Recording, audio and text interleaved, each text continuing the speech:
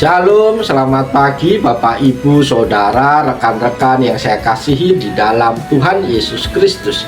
Kembali pagi hari ini kita layak bersyukur di hadapan Tuhan karena Tuhan masih memberi kekuatan, kesehatan hingga kita boleh memulai hari ini bersama dengan Tuhan. Melalui program motivasi pagi, kita akan merenungkan firman Tuhan pada pagi hari ini yang terambil di dalam 2 Samuel pasal yang ke-22 ayat 2 sampai yang ketiga. Terjemahan baru kedua berbunyi demikian.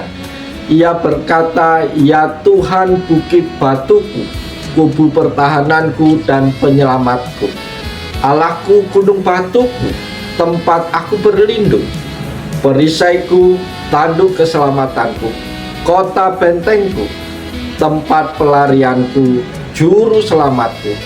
Engkau menyelamatkan aku dari kekerasan." Amin. Bapak, Ibu, Saudara terkasih, firman Tuhan pagi hari ini kita akan melihat tempat teraman di tengah badai kehidupan. Kata-kata ini adalah bagian dari nyanyian syukur Daud setelah Tuhan melepaskan dia dari cengkraman semua musuhnya, termasuk Saul. Daud bukanlah seorang teolog yang berbicara tentang teori. Ia adalah seorang prajurit dan pelarian yang tahu persis rasanya diburu, dihianati, dan berada di ambang maut. Ketika ia menyebut Tuhan dengan deretan istilah perlindungan, ia sedang membagikan pengalaman pribadinya yang intim dengan Sang Penyelamat. Bapak, Ibu, Saudara, dari pengakuan Daud ini kita dapat mempelajari 3 hal penting. Yang pertama, Tuhan, dasar yang tak tergoyahkan, bukit batu. Daud menyebut Tuhan sebagai bukit batu dan gunung batu.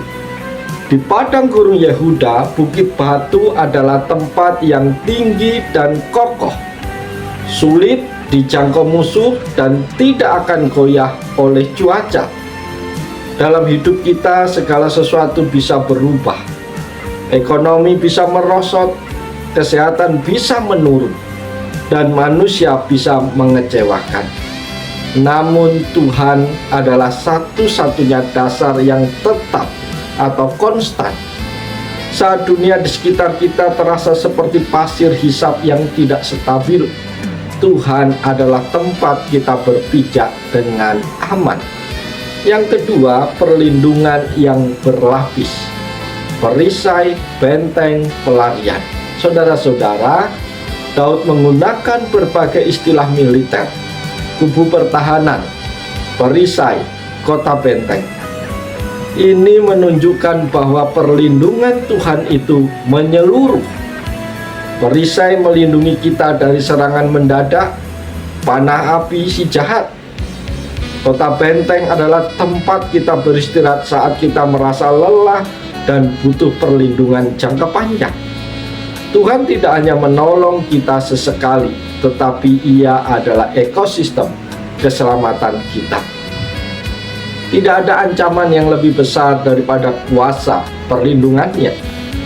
Yang ketiga, pentingnya hubungan yang personal. Saudara-saudara terkasih, perhatikan bahwa Daud tidak hanya mengatakan Tuhan adalah bukit batu, tetapi ia berkata, "Bukit batuku, Allahku, penyelamatku." Ada kata ganti kepunyaan di sana. Iman Daud bukan sekedar tahu tentang Tuhan, melainkan mengenal Tuhan secara pribadi. Perlindungan Tuhan menjadi efektif dalam hidup kita ketika kita datang kepadanya dan menjadikannya tempat pelarian bagi kita. Kita tidak hanya mengagumi kekuatannya dari jauh, tetapi masuk ke dalam dekapannya. Bapak, Ibu, Saudara, rekan-rekan yang diberkati oleh Tuhan, melalui bagian firman Tuhan pagi hari ini, apa yang menjadi aplikasi bagi kita semua? Yang pertama, menemukan ketenangan di tengah ketidakpastian. Bapak, Ibu, Saudara terkasih, kita hidup di zaman yang penuh dengan kekerasan mental, kecemasan akan masa datang, tekanan sosial, berita-berita buruk. Firman Tuhan ini mengingatkan bahwa kita memiliki kota benteng rohani. Saat pikiran kita diserang oleh rasa takut, kita bisa berhenti sejenak dan menyerahkannya kepada Tuhan.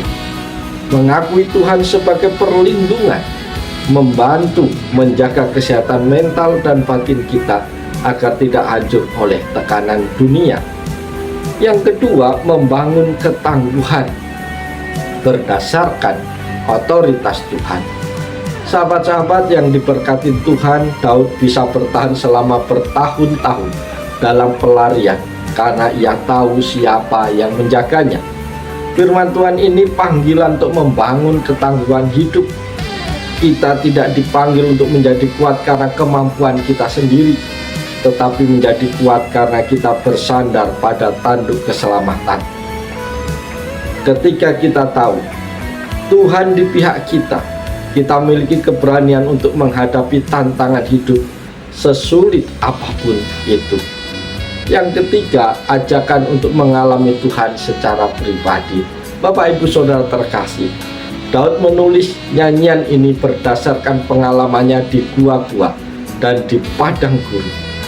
Di era informasi ini mudah bagi kita untuk hanya mengandalkan iman orang lain, mendengar khotbah atau kutipan media sosial. Namun firman Tuhan ini mengajak kita memiliki pengalaman pribadi dengan Tuhan. Tantangan bagi setiap orang percaya untuk membuktikan sendiri kebaikan Tuhan dalam pergumulan pribadinya, sehingga Tuhan bukan lagi sekedar tokoh dalam kitab suci, melainkan penyelamatmu yang nyata. Bapak Ibu Saudara terkasih, ketika masalah datang, kemana pelarian pertama kita? Apakah ke media sosial, kebiasaan buruk, atau kepada gunung batu yang kekal? Karena itu, sudahkah kita membangun hubungan pribadi dengan Tuhan, sehingga kita bisa berkata dengan yakin, Ia adalah Allahku. Biarlah firman Tuhan di pagi hari ini menolong, memberkati, memotivasi kita untuk senantiasa datang kepada Tuhan dan mengandalkan Tuhan dalam situasi apapun hidup kita. Sebab itu, mari kita jalani hari ini dengan sukacita, dengan semangat, lakukanlah yang terbaik. Tuhan ada bersama dengan kita. Sebab itu, selamat pagi, selamat berkarya, Tuhan Yesus menolong, Tuhan Yesus berkati kita semua. Salam haleluya, amin.